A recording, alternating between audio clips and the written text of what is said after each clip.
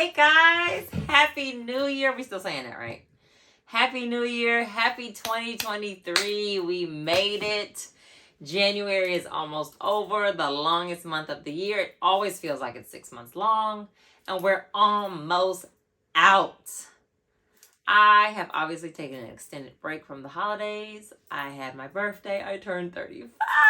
Birthday Is it December? Is it March? And I'm back. And so I just want to wish you a happy and prosperous new year. And let's get into today's video content. So for 2023, I'm giving you exactly what you want. I'm not guessing anymore. I am not going to give you what I want to give. I am giving you what you want. So let's grow together. Let's flourish together. And let's get into University of Mommying. So let's talk about how my milk fridge is empty.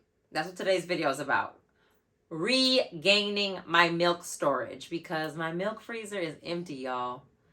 So we had so much family here. We had my brother and his family was here. My husband's family was here. My extended family was here. Like, we had so much family in the house. Like, it was a beautiful holiday season. So with all these family members, they were excited to see the baby, and everybody wants to feed the baby and hold the baby and love the baby. So needless to say, the baby's, Tatum's sleep schedule was off once everyone left. It was hard to have her sleep in her own crib sometimes because she was used to like falling asleep in people's arms. Mine included. Don't get me wrong. I mean, because I love the snuggles. And the milk fridge is empty. This is how it looks now, y'all. Barren with just cocktail milk. This is how it used to look. This is how it looks. With just my cocktail milk. And if you don't know what cocktail milk is, that's the milk that mommy has pumped out of her body when she's having a good time and had a little drinky drink. But we don't waste that milk. We use it in baby's bath. We use it in baby's hair and things like that. But this is what we're working with. Okay? Back to the story. So we're going to talk about regaining that milk supply back, because that's what I've been doing the past couple weeks. Not only was December, Tatum didn't really go to daycare a lot during December, so she was home a lot. So I couldn't regulate her meals the same way. You know, you just pop the boob out, and then so I'm not pumping as much. So whatever. We're getting it back together. Then in January, we traveled a lot. And so same thing. She was with me, just, you know, less pumping. And so we're getting serious. We're getting this milk storage back up. I had an oversupply of milk. I had an oversupply come in, which I was so blessed with because I didn't have to stress this time about, is the baby getting enough food? Should I supplement with formula? Which I didn't have to do the first time, but it was a concern of mine. This time, not at all. I had so much milk in this body of mine.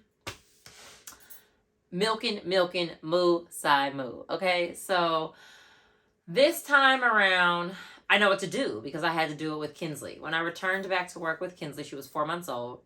And, you know, trying to be a people pleaser, I would skip my pump sessions. I would stay at my desk and work instead of going to go pump when I was supposed to. And so it would mess up my milk flow. So I knew and learned from that mistake how to re-engage my supply. Unfortunately, around that time, I didn't have the same kind of supply I do now. And I was not able to regenerate it the same way. So this is what I have been doing.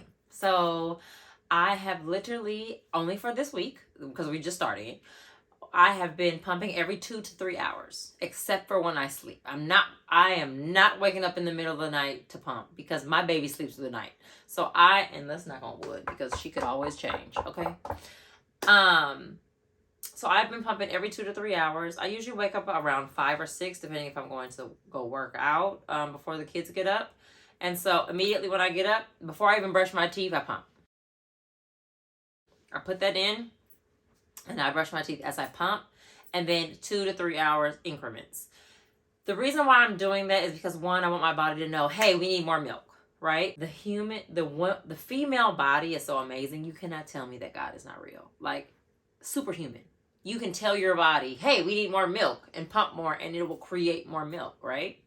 Or you can, if you're not a pumper, you can latch your baby more, and your body's going to say, hey, oh, it looks like this human needs more milk. Let's create more milk.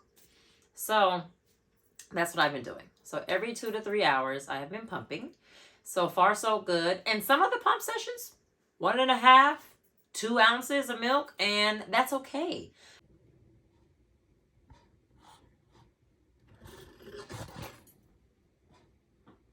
I'm not here to pressure myself. I'm not here to stress myself out. I just want to reignite that flame, that flare, and get that milk supply back going. The good thing also is that she's older now. She'll be 9 months on the 30th. And so I don't need 100% milk. She's eating table food. She's further along than Kinsley was at this age. So she just needs her, 5-6 ounce bottles 2 or 3 times a day. And I have to be able to supply that. Or don't have to be, but I want to be able to supply that. The other thing about it is when she was smaller, I was able to store smaller increments of milk. Now she's bigger, she's going to drink more in one session. So I'm not doing these 2 and 2.5 ounce packets of milk, or 3.5 packets of milk. It's more like 4 and up, right? Per the milk packets, they really don't recommend you go over 6. So I do between 4 and 6 ounces of milk per bag for her to take to school and for me to have here in the milk freezer. So that is what we've been doing. I am going to show you a little behind the scenes of me this week trying to get it together and kind of where we finished off strong this week. Today is Friday, so happy Friday, and this is where we're at.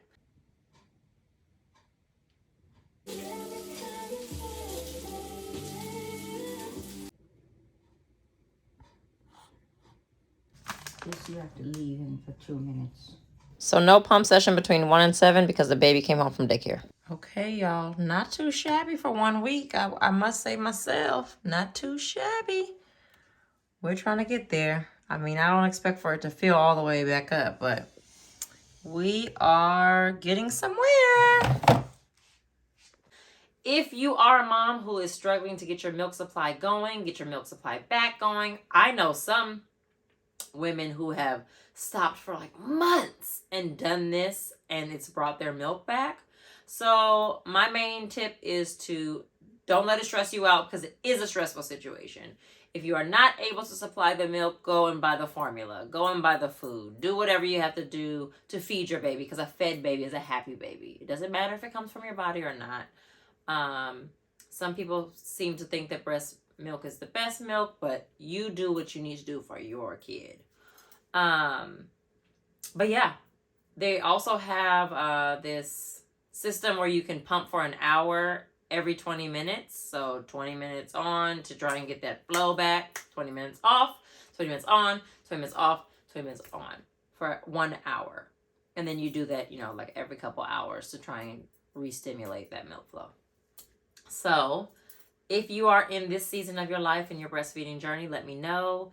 Let's encourage each other. Let's shine bright for 2023. And I will see you next week. I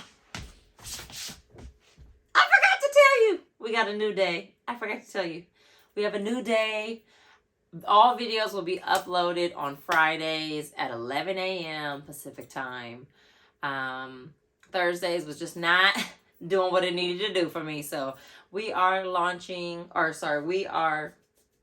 I will be uploading a video every Friday at 11 a.m. Pacific time, unless otherwise stated. All right?